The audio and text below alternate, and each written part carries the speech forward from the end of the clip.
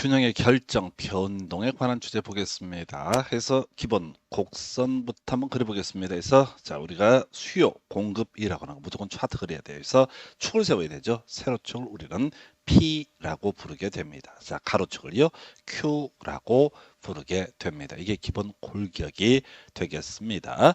자 그래서 수요 곡선은요 우하향하는 모습을 보이죠. 수요 증가는 우상향이지만은 수요 곡선 자체는 오른쪽 아래로 내려가는 모습을 보여줍니다. 그래서 D라고 보통 표시를 하게 되죠. 자, QD 하게 되면 이게 수요 함수다라는 의미를 가지고 있습니다.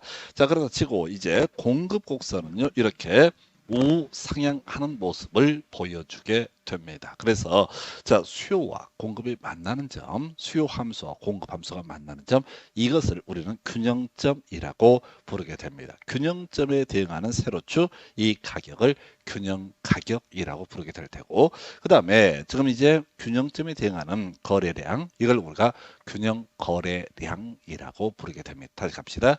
자 수요 곡선 우하향하는 모습이다. 공급 곡선 우상향하는 모습이 되게 된다. 해서 수요 곡선과 공급 곡선이 만나는 점, 또는 수요 함수와 공급 함수가 만나는 점, 같아지는 그 점을 가리켜서 우리는 균형점이라고 해석을 하게 됩니다. 균형점에 대응하는 가격을 균형 거래량이라고 부르게 될 테고, 균형점에 대응하는 거래량을 균형 거래량이라고 용어를 쓰게 됩니다. 그래서 요 나중에 이제 문제 가지고 한번 간략하게 봐야 될 주제인데요. 자, 먼저 균형이라고 하는 것을 보게 되면 균형의 결정이라고 하는 거. 자, 이렇게 정의를 하죠. 그래서 수요 함수와 공급 함수가 같아지는 점. 그래서 문제를 줄 때 수요 함수를 줍니다. 수식을 줘요. 그럼 공급 함수라고 하는 것도 줍니다. 그래서 이때 균형점과 균형 가격 어떻게 변하는가 이런 식의 논의를 하게 될 텐데, 그때는 그냥 수요 함수와 공급 함수가 이퀄 이렇게 하시면 되겠고, 또는 수요 곡선과 공급 곡선이 만나는 점, 이걸 우리가 균형점이라고 부르게 됩니다. 요건 이제 나중에 문제 보시면 간단한 주제가 되게 될 테고요. 자 이제 이 균형이 결정이 된 상태에서, 균형점이 결정이 된 상태에서 자 바로 변동되는 경우가 있다 해서, 자 앞에서 공부했던 수요의 증가, 공급의 증가 얘기하고요. 그 다음에 수요가 탄력적이다, 돈 탄력적이라는 것은 누워 있는 것이다. 수요가 비탄력적이다 라고 하는 것은, 완전 비탄력은 서 있는 것이다. 자 공급이 완전 탄력적이라는 것은 누워 있는 공급 곡선을 의미한다. 이에 비해서 공급이 완전 비탄력적이다 라고 하는 것은 공급 곡선이 서 있는 모습을 의미하게 된다. 이렇게 미리 세팅이 돼야 돼. 그래서 이제 하나하나 경우의 수를 가지고 살펴볼 거예요. 그래서 내용 자체는 제가 우리 시험에 쭉 나왔던 것들을 다 분석을 해서 해놨는데, 실질적으로는 수험생이 실수하기 되게 좋은 부분이에요. 이걸 이제 경우의 수를 뭐 수십 가지를 외워서 끝장을 본다, 이건 안 되고요. 무조건 그리면 해결되는 파트입니다. 대신 앞에서 공부한 것처럼 우리가 그린다는 의미가 수요 곡선은 우하향하는 모습이다. 그리고 수요 증가는 자 수요 곡선 자체가 우상향, 오른쪽 위로 올라가는 그런 느낌. 이에 비해서 공급의 증가, 수요 증가가 그런 것이고, 그러면 공급의 증가라고 하는 것은 공급 곡선이 우하향하는 모습을 보여주게 된다. 이걸 이제 응용 들어가는 거예요. 그래서 경우수를 몇 개 살펴보도록 합니다. 첫 번째 이슈라고 할 것이 수요의 증가라는 주제가 나와 있습니다. 자, 그럼 가장 간단한 그림이 뭐 여기서는 이제 증가 등을 논하려면 첫 번째 균형점이 잡혀 있어야 돼서 수요, 그 다음에 공급이라고 하는 것이 있다. 그래서 수요가 증가한다라고 하게 되면 수요 곡선 자체가 오른쪽으로 이동한다. 그러면 여기가 균형점이었다가 이제 두 번째 균형점이 만나죠. 그러면 이제 가격이라고 하는 것은 이만큼 어떻다 상승하는 모습을 볼 테고, 거래량이라고 하는 것은 요만큼 자 증가하는 모습을 보여주게 될 것이다. 가장 간단한 얘기죠. 그래서 자 지금 수요 곡선과 공급 곡선이 만나서 하나의 균형점이 정해졌습니다. 자 그럼 이건 그림을 무조건 그려야 된다니까, 그래서 먼저 수요의 증가라고 하는 그림을 자 다시 이렇게 되면 P라고 하는 거고 Q라고 하는 거 해서 수요, 그 다음에 공급이라고 세팅을 하고요. 수요 증가는 수요 곡선이 우상향하는 모습을 보여주게 된다. 그럼 이제 공급 곡선을 수요 곡선 자체를 이렇게 그리면 되는 거죠. 해서 첫 번째 균형점 대비 두 번째 균형점 가격은 상승하고 거래량은 증가하게 된다라고 이렇게 돼 있습니다. 여기까지는 그래도 괜찮아. 자, 그런데 최근 이 29일과 30회 때 좀 어렵게 나왔던 주제가 있었죠. 그래서 뭐 출제 오류 시비도 막 있었고 그런데 택도 없는 소리고요. 자, 그 얘기 하나 해드리겠다. 뭐 출제 오류 이런 것들은 거의 잘 안 먹힙니다. 그래서 저희 학원 강사들 입장에서는 아무래도 어떻게 가능하면 수험생들을 맞추는 방향으로 가니까 뭐 약간 억지 부려서라도 가능하면 복수정답이나 전치정답 출제 오류 이걸 주장을 하는데 모르겠어요. 그렇게 많이 받아들여지지는 않습니다. 그래서 지금 이제 수요가 완전 탄력적일 때라고 되어 있죠. 그래서 자, 지금 이제 또 그림을 그려보도록 하겠습니다. 수요가 완전 탄력적이다. 그러면 이제 가격과 거래량이라는 축을 세워놓고요. 수요가 완전 탄력적이다. 이렇게 D라고 이렇게 표시를 하게 됩니다. 그런데 자, 보니까 수요가 완전 탄력적일 때 수요가 증가하면 이라고 되어 있죠. 자, 이게 이제 무슨 얘기냐면은 자, 수요 증가라고 하는 거 다시 그림 그려서 볼까요? 자, 일반적인 수요 곡선 이렇게 그리게 됩니다. 가격이 있고 거래량이 있는 상태죠. 그럼 수요 증가라고 하는 것은 수요 곡선이 약간 오른쪽 위로 올라가는 그런 느낌을 주게 됩니다. 자, D0라고 하는 것이 완전 탄력적인 수요 곡선이 되게 됩니다. 그러면 얘는 오른쪽 위로 올라가는 모습을 보여주게 되는 거죠. 그러면 이제 한번 예를 들어보는 거야. 수요 증가라고 하는 수요 곡선이 완전 탄력될 때 수요 증가라고 하는 개념은 수요 곡선이 어떻다? 오른쪽으로 올라간다. 이 D1이라는 모습이 되게 된다. 만약에 수요가 완전 탄력될 때 수요가 감소한다는 얘기는 좌하향하는 모습을 보여주게 될 것이다. 그래서 이 명제에서 수요가 완전 탄력될 때 수요가 증가한다는 얘기는 수요 곡선을 오른쪽 위로 올려줘야 돼. 자, D0에서 D1으로 옮겨가는 모습이 되게 됩니다. 그러면 다른 건 몰라도 가격이라고 하는 것은 어떻다? 상승하게 된다. 이게 이제 29회인가 30회 때 쌩 난리가 났던 그런 지문이 되겠습니다. 그래서 보통 과거에는 자, 수요 공급해놓고 자, 뭐 공급이 증가한다든가 이런 식으로 표현을 썼던 것이 일반적인 모습인데 최근 문제에서 난이도 있게 구성을 했어요. 자, 그러면 이제 하나 더 응용 들어가 봐야 되죠. 아직은 나오지 않은 겁니다. 수요가 완전 비탄력적이다 라고 이렇게 전제를 하게 됩니다. 자, 그러면 수요가 완전 비탄력적이다 라고 하면 세워져야 돼. 세워서 이렇게 일직선이 돼야 하는 그런 상황이에요. 그러면 수요가 증가한다는 얘기는 뭐야? 오른쪽 위로 약간 올라가는 느낌이죠. 그러면 이제 다른 건 따져 물을 필요 없고요. 거래량이라고 하는 것을 보게 되면은 자, 수요가 완전 비탄력일 때 수요 곡선이 오른쪽 우상향하는 모습을 보이게 되면 다른 건 몰라도 거래량은 요만큼 어떻다? 증가하게 된다. 그래서 실제 시험에 나왔던 것은 수요가 완전 탄력적일 때 수요가 증가하면 가격 상승한다. 이게 나왔단 말이에요. 그러면 수요가 완전 비탄력적이다 라고 했을 때 수요가 증가하면 거래량이라고 하는 것은 당연히 어떻다? 증가하게 된다라고 하는 거 요 두 가지를 비교해서 공부를 하셔야 돼. 나중에 이제 공급 곡선도 비슷한 식으로 우리가 하나하나 설명을 드리게 될 겁니다. 자, 그다음에 세 번째 명제인가요? 요거 한번 검토를 해보도록 하겠습니다. 자, 보니까 네 번째 명제가 자, 공급이 완전 탄력적일 때라고 돼 있어요. 해서 가볼까요? 자, 지금 공급 곡선이 완전 탄력적이다 이렇게 누워서 그려가야 되죠. 그럼 이제 수요 곡선이 이렇게 그려지겠죠. 우하향하는 모습의 곡선. 그래서 수요가 증가한다라고 하는 얘기는 수요 곡선이 오른쪽 위로 올라감을 의미하게 됩니다. 그러면 이제 가격은 그대로 있겠지만 첫 번째 균형점에서 두 번째 균형점을 보니까 가격은 변화가 없어요. 근데 거래량이라고 하는 것은 어떻다? 증가하게 된다. 자, 5번 지문 한번 볼까요? 이렇게 그림을 그리고 있습니다. 공급이 완전 비탄력적일 때. 자, 이렇게 S라고 표시를 주십니다. 첫 번째 수요 곡선이 있을 테고요. 두 번째 수요 곡선 D0에서 D1으로 수요 곡선이 옮겨간다. 수요가 증가한다. 라고 한다면 다른 건 몰라도 첫 번째 균형점 대비 두 번째 균형점에서 가격은 어떻다? 상승하게 된다라고 할까. 그래서 실제 시험에는 2번 지문 하나가 출제가 됐지만 제가 경우 수 몇 가지 수요가 완전 탄력적일 때 수요가 증가하면 거래량은 증가한다. 공급이 완전 탄력적일 때는 공급 곡선을 뉘어줘야 되죠. 자, 공급이 완전 비탄력적이다 그러면 공급 곡선을 세워줘야 됩니다. 그러면 나머지는 이렇게 그려보시면 충분하게 해석을 해요. 그래서 자, 제일 어려웠던 게 2번, 3번 얘기죠. 2번, 3번 얘기. 4번, 5번 얘기는 전통적으로 다뤄져 왔던 주제인데 요즘엔 좀 쉽다고 생각을 하는 것 같습니다. 그래서 수의 증가라고 하는 개념을 가지고 체크를 해봤고요. 자, 이게 이제 그 다음 비교해 볼 것이 바로 수요의 감소, 공급의 증가라는 주제.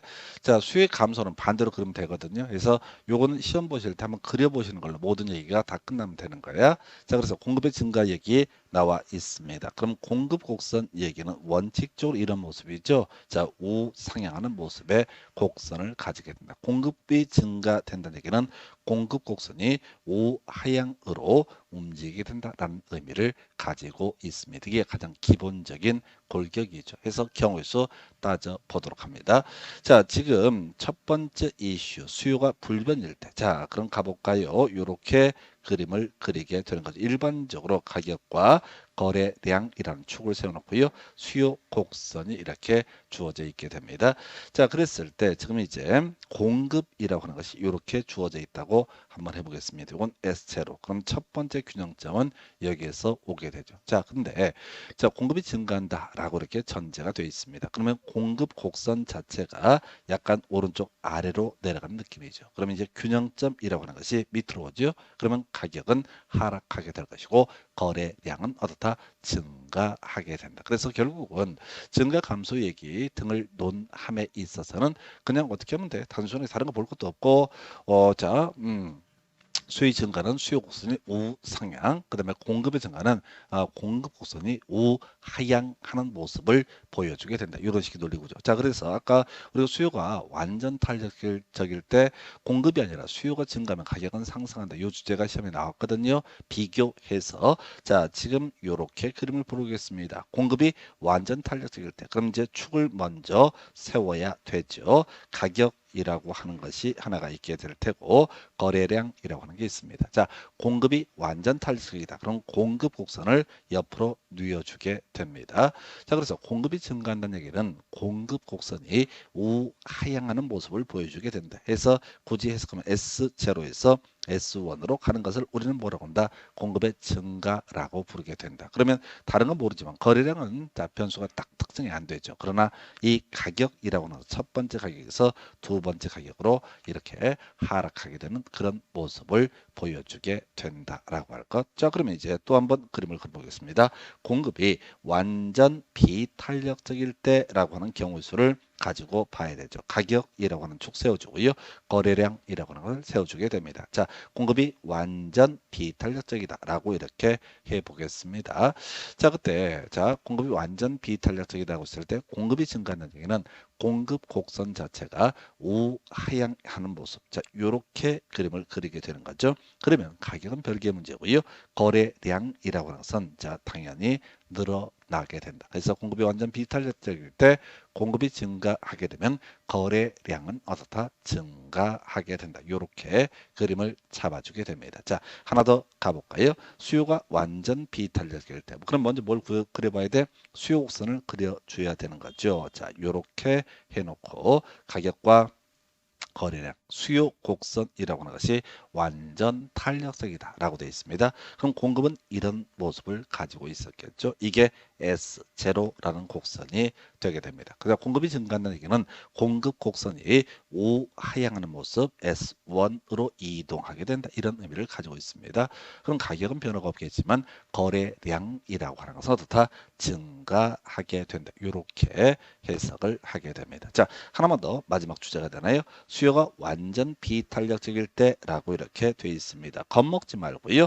탄력적인 거 누워있는 거, 비탄력적인 거 서 있는 거 이런 식으로 가는 거예요. 해서 보니까 수요가 완전 비탄력적이다라고 이렇게 되어 있습니다. 그리고 이제 아마도 S0라고 하는 공급 곡선이 있었겠죠. 공급이 증가하는 얘기는 우하향하는 모습을 보여주게 된다. 그래서요 가격은 어떻다? 하락하는 모습. 이게 이제 세로축이 가격이라는 축이 되잖아요. 그래서 첫 번째 균형점 대비 두 번째 균형점에 있어서 가격은 하락하는 모습을 보여주게 된다. 이게 이게 전부입니다. 물론 이제 공급도 증가하고 수요도 증가하고 뭐 이런 식의 경우수를 가기도 하는데 공급이 증가한다. 근데 많이 증가한다. 그러면 폭을 넓게 잡아주면 되고요.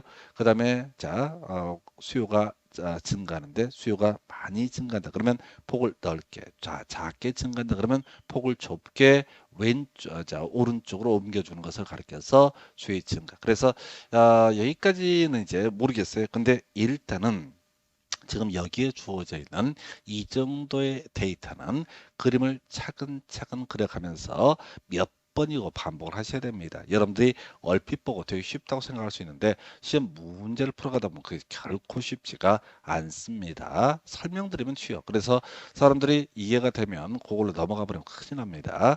이건 단순 암기 파트입니다. 이해가 아니에요. 그래서 증가 오른쪽, 감소 왼쪽이라고 하는 거. 요 그림만 정확하게 잡아내시게 되면 수요자 균형의 변동이라고 하는 거. 균형점의 변동이라고 하는 것은 정말 문제 쉽게 풀어갈 수 있습니다. 자, 그런데 말이죠. 조금 더 이제 살을 붙여서 가볼까요?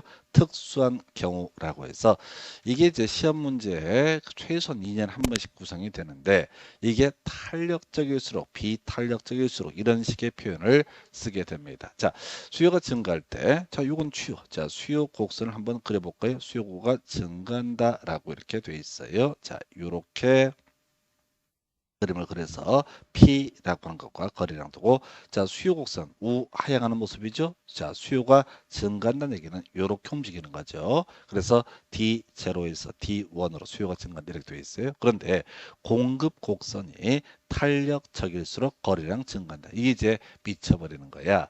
탄력적일수록 하고 비탄력적일수록 이게 이제 두 가지 지문이 나오는데 요 문제를 풀어갈 때는 요렇게 완전 탄력적인 경우와 완전 비탄력적인 경우 두 가지를 그려놓고 접근을 하는 게 좋습니다. 다시 갑시다. P가 있고요. Q가 있습니다. 세로축은 가격, 가로축은 거래량. 수요가 증가한다라는 얘기. 자, 두 개 한번 그려볼까요? 이거 이렇게 두 개를 그리면 금방 감을 잡을 수 있습니다. 그래서 D0에서 D1으로 수요가 증가한다. D0에서 D1으로 수요가 증가한다. 자, 그런데 지금 공급 곡선이 탄력적일수록 공급 곡선이 비탄력적일수록 이렇게 나온단 말이에요. 시험 문제에서. 그러면 이때는 어떻게 이제 이걸 예시를 하는 건 두 개를 무조건 얘기해서 두 개를 그려봐야 됩니다. 먼저 공급 곡선이 S라고 해서 완전 탄력적인 경우 하나 상정을 해보고요. 그 다음에 공급 곡선이 완전 비탄력적인 경우 이 두 개를 딱 그리게 됩니다. 이렇게 이제 그리는 거예요. 그래서 그림을 보게 되면은 이게 이제 이 누워있는 완전 탄력적 여기에 가까우면 탄력적일수록 이렇게 해석을 하는 거고요.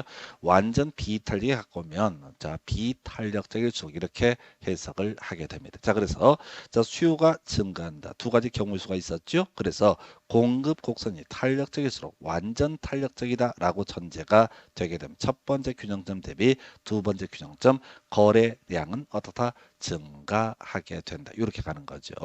그러면 지금 수요가 증가할 때 공급이 완전 비탄력적이다 라고 되어 있습니다. 그러면 첫 번째 균형점에서 두 번째 균형점으로 갔을 때 다른 건 모르겠고 가격은 어떻다? 상승하게 된다. 이렇게 가는 거야. 그래서 요거를 이제 섞어서 탄력적일수록 비탄력적일수록 이렇게 데이터를 주면 사람들이 어설프게 이제 좀 이렇게 수직선에 가까운 식으로 그려보기도 하고 그러면 안 돼요. 요거는 탄력적일수록 비탄력적일수록이라는 표현이 나오게 되면 무조건 어떻게 한다?